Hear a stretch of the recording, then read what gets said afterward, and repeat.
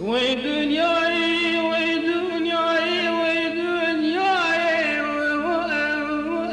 وی دنیای.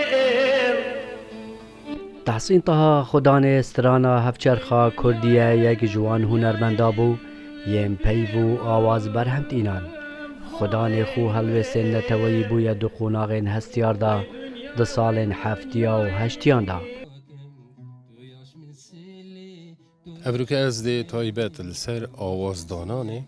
شلای تحسین طه و چوانتی هل بجارتنا پیوا بسترانید خو. یازانا تحسین طه یکم کسش دوره چوی پیمانگه هنر جان هرچنده باشی موزیکی ویرانه گشت بس چو باشی شانوی سر خاطر ده نزدیکی موزیکی بید. اویل بری خوفری سلیقه و نغمت استرانا کردن.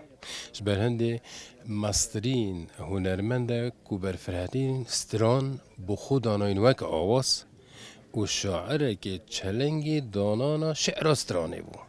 تحسین طه جمال باتک هنری بوید مالا خدا براو خوشکنوی وکا کورس و وکا موزیک جن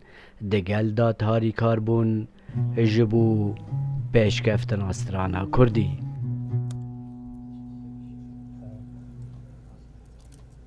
تحسين هر زي تقريبا بو بابك اجبر بابه ما هر هفته بچاره امر خوده که رو دیفرا سال تمام نبود دیگه ما جیمل به جامعه اوشینا بابه ما بو والمكر ام همي يعني اجرتين وتقريبا ام بوينا وكي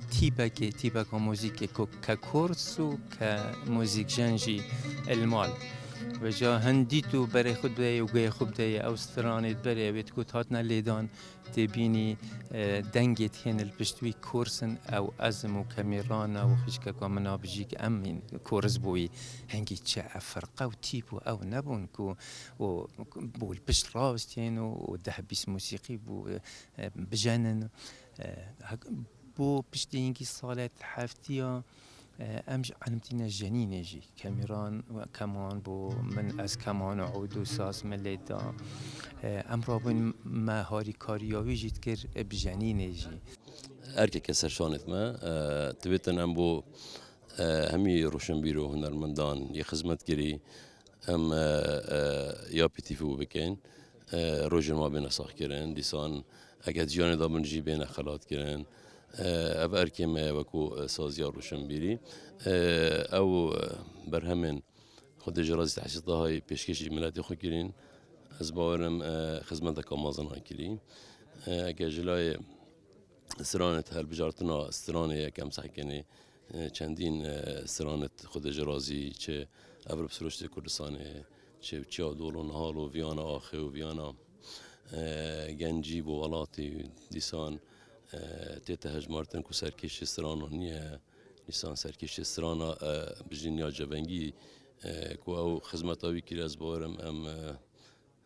هندی بکنجی ام در حقیقی خدمت ایران در کمی. تحسین طه لسال 1941 جداگ بویو لسال 1995 وقرات داویه کریه